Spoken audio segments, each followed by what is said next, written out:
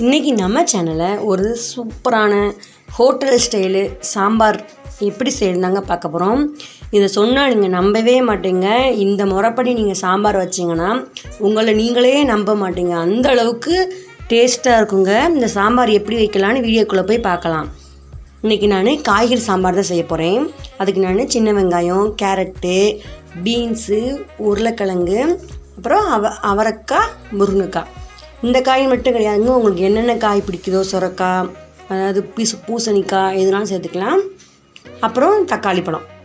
இன்றைக்கி நான் சாம்பாரில் போட போகிற காய் இவ்வளோ தான். ஒரு குக்கரில் நான் ஒரு 150 கிராம் பருப்பு எடுத்து நான் இந்த பதத்துக்கு நான் வேக வச்சு எடுத்துருக்கேங்க. ஒரு 2 விசில் எடுத்து வச்சுருக்கேன். மஞ்சள் பொடி போட்டு வேக வச்சு எடுத்துருக்கேன். இப்போ இன்னொரு பக்கம் ஒரு கடாயில் கொஞ்சமாக எண்ணெய் ஊற்றிக்கலாங்க. எண்ணெய்க்காயும் கடவுள்நம்பருப்பு சேர்த்து பொரியட்டும். அப்புறம் 1/2 ஸ்பூன் மிளகு போட்டுக்கலாம்.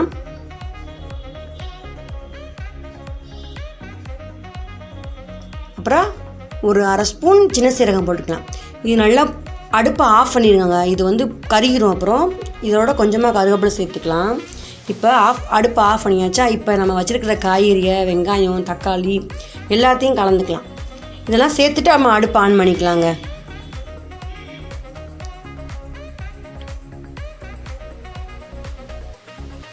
இப்போ எல்லா காயும் சேர்த்தாச்சா. இப்போ அடுப்பை ஆன் பண்ணிக்கலாம். ஆன் பண்ணிவிட்டு ஒரே ஒரு நிமிஷத்துக்கு இந்த எண்ணெயிலே லைட்டாக வதங்கட்டும்.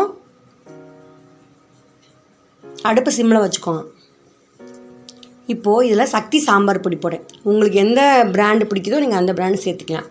இதில் நான் ஒரு 3 ஸ்பூன் சேர்க்க போகிறேன். ஒரு சின்ன ஸ்பூனில் ஒரு 3 ஸ்பூன். இல்லை உங்களுக்கு நீங்கள் எவ்வளோ காரத்துக்கு தேவையோ நீங்கள் அவ்வளோ கூட சேர்த்துக்கலாம்.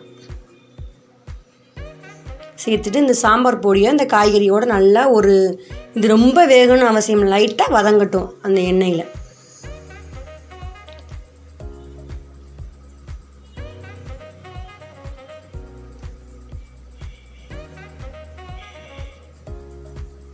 எல்லாத்தையும் மிக்ஸ் பண்ணியாச்சு மசால் பொடியோட. இது ஒரு நிமிஷத்துக்கு அப்படியே இருக்கட்டும் அடுப்பில்.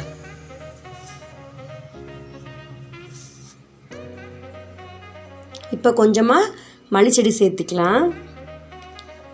இப்போ நம்ம அடுப்பை ஆஃப் பண்ணிக்கலாம்.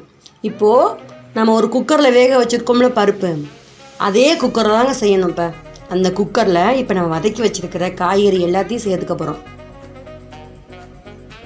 இப்படி தாங்க வைக்கணும். இந்த முறைப்படி வைங்க. நீங்கள் ரேஷன் கடை பருப்பு எடுத்தாலும் சரி, கடப்பருப்பு எடுத்தாலும் சரி, இந்த ஸ்டைலில் வைங்க. உங்கள் சாம்பார் உண்மையே சூப்பராக இருக்குங்க. இப்போ அந்த பாத்திரத்தை கழுவி கொஞ்சமாக தண்ணி ஊற்றிக்கலாங்க. தண்ணி ஊற்றி எல்லா காயும் இந்த பருப்போடு கலந்துக்கிட்டு இப்போ தேவையான அளவு உப்பு சேர்த்துக்க போகிறோம்.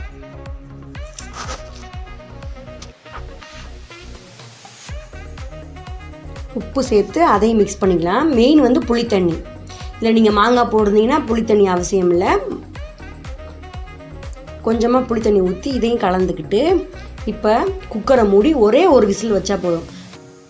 இன்னும் நம்ம காய்கறி ஏற்கனவே வதக்கியிருக்கோம்ல, ஒரே ஒரு விசில் வச்சா காய்கறி வெந்துடும். பார்த்திங்கன்னா குக்கரை ஓப்பன் பண்ணியாச்சு. இப்போ குக்கரை ஓப்பன் பண்ணவும் அடுப்பை சிம்மில் வச்சுக்கோங்க. அடுப்பை ஆன் பண்ணிக்கோங்க. ஒரே ஒரு 30 செகண்டுக்கு சாம்பார் கொதிக்கட்டுங்க. பார்த்திங்கன்னா சூப்பராக ரெடி ஆயிடுச்சு சாம்பார். ஒரு நிமிஷத்துக்கு கொதிக்க விடும்போது மேலாக்கமாக இது சேர்த்துக்கலாம், மல்லிச்செடி.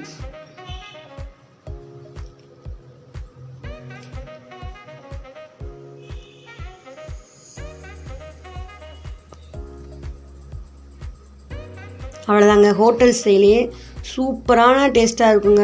நீங்கள் நம்பவே மாட்டீங்க. வேணால் வச்சு பாருங்கள் உங்கள் வீட்டில். சரி, நம்ம சேனலை சப்ஸ்கிரைப் பண்ணாதவங்க மறக்காமல் சப்ஸ்கிரைப் பண்ணிக்கோங்க. பக்கத்தில் உள்ள பெல் பட்டன் கிளிக் பண்ணிக்கோங்க.